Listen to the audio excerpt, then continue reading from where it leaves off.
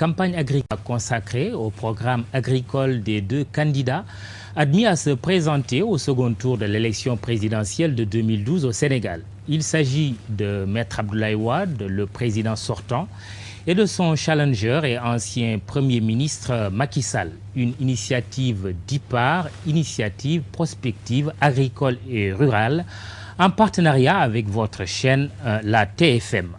Cette émission a principalement pour souci de vous édifier, vous, téléspectateurs, et certainement parmi vous un grand nombre d'électeurs sur la politique agricole que chacun des deux candidats compte mettre en œuvre une fois élu président de la République du Sénégal à l'issue du scrutin de ce dimanche 25 mars 2012.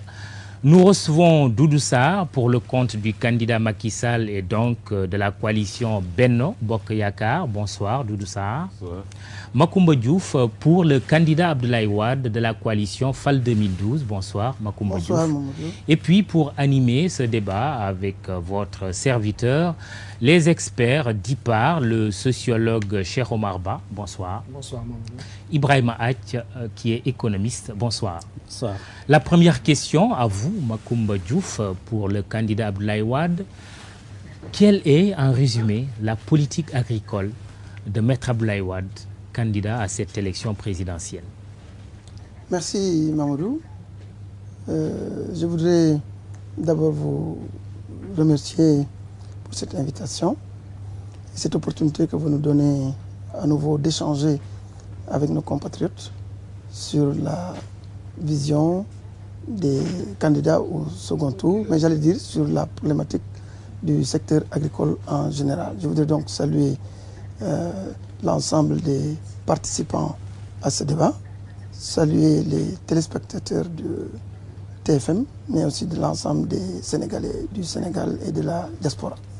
Ceci dit, je voudrais rapidement décliner la vision que vous appelez politique du candidat Wade en quelques grandes lignes, en prenant quelques mots-clés. D'abord, agriculture comme métier, à travers la loi d'orientation agro-silvo-pastorale. Agriculture en toute saison. Donc, qui dit agriculture comme métier, forcément bannit agriculture comme recours. Ce qu'on a vécu pendant un certain nombre d'années avant l'alternance. Agriculture comme métier, ça veut dire également accès aux facteurs, un meilleur accès aux facteurs de production, mais aussi à une maîtrise de l'eau. En termes clés, voilà ce à quoi se résume la politique de Maître Abdoulaye Wade en matière agricole. Comment est-ce qu'elle va être déclinée? Le cadre réglementaire juridique est déjà créé. C'est la loi d'orientation agro-silvopastorale, dont la mise en œuvre va être poursuivie. Comment? Par la production des différents décrets d'application, la poursuite, parce qu'il y en a 7 qui ont été déjà produits, et un ensemble d'autres textes, mais ça va être poursuivi pour sa mise en œuvre, pour donner corps à cette vision d'agriculture comme métier, à travers les aspects liés à la protection sociale, à l'assurance. Vous avez vu la compagnie nationale d'assurance qui a été créée pour le secteur agricole, pour créer tous les outils qui permettent à l'agriculture ou aux Sénégalais de choisir de faire de l'agriculture une activité pérenne comme principale source de revenus. Donc, pour le faire, on arrivera, il faut forcément qu'on maîtrise davantage l'eau. On ne peut pas avoir une agriculture essentiellement pluviale et faire de cette agriculture un métier. On va poursuivre, j'ai dit, parce que vous avez vu, à travers l'équipement du monde rural dans la zone irriguée, à partir de 2008, pour 13,5 milliards, 3071 unités qui étaient destinées à cela. Vous avez vu le programme du plan REVA, qui a fait que le territoire sénégalais est essaimé aujourd'hui, n'est-ce pas, de pôles, au plus exactement au nombre de 24, qui ont créé autour de 3 000 emplois directs et 8 000 emplois indirects. Et à des emplois, je dis bien, continus, ce n'est pas saisonnier. Donc, également, forcément, source d'emploi. Vous le savez, l'agriculture est un secteur à haute intensité de main-d'œuvre. Donc, plus, et je termine par là, la maîtrise des facteurs de production. Si on maîtrise l'eau, avec le programme de subvention qui va être renforcé et poursuivi, on permettra à l'agriculteur sénégalais d'accéder davantage aux facteurs de production, de maîtriser l'eau sur un foncier sécurisé.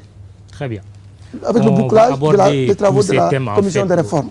Tous ces thèmes, on va les aborder au cours de ce débat. Doudou Sarr, de la coalition Benno Bokk Yakaar, donc du candidat Macky Sall. Quelle est la vision agricole de Macky Sall? Je voudrais m'associer aux remerciements de mon vis-à-vis, et vis-à-vis de la chaîne et vis-à-vis de l'IPAR. Vous avez eu l'initiative d'organiser cette discussion. En ce qui concerne le candidat Macky Sall, disons que la question de l'agriculture bénéficie d'un statut particulier. Il ne s'agit pas seulement d'une question importante ou d'une question très importante ou de la question la plus importante. Il s'agit pour lui de faire de l'agriculture la rampe de lancement de l'ensemble des secteurs de l'économie nationale. Relancer l'économie nationale à partir de l'agriculture comme socle de l'ensemble des activités économiques et comme levier de chacune des composantes de l'économie nationale. Et pour ce faire, à partir de là, régler trois questions qui nous semblent à la fois cardinales et urgentes. La première relève du revenu des acteurs de l'agriculture. Régler la question suivante, arriver à ce que l'agriculture nourrisse, entretienne ces acteurs, que le paysan vive de l'agriculture et vive décemment de l'agriculture. En 1960, le paysan sénégalais bénéficiait à peu près de 3300 francs CFA. Aujourd'hui, suivant les zones, par mois, aujourd'hui, suivant les zones, ce revenu varie, ce revenu individuel varie entre 9 500 et 18 500 francs CFA par mois.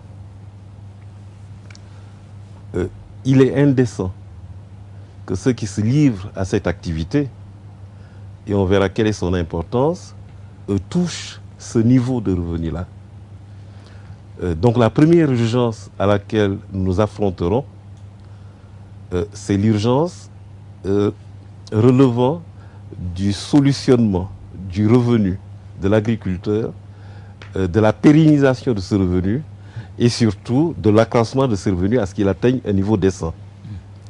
La deuxième urgence, qui a rapport au titre de cette partie de notre discussion, porte sur le fait qu'il faille que l'agriculture soit nourrisse notre pays, soit donne à notre pays les moyens de se nourrir, soit nourrisse le Sénégal, soit donne au Sénégal les moyens de se nourrir.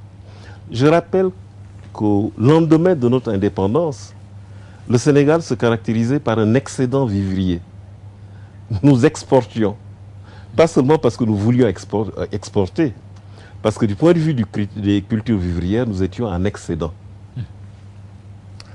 La troisième question que Macky Sall se fait un devoir de résoudre, c'est la contribution de l'agriculture aux autres secteurs de l'économie, comme je le disais à l'entame de mon propos.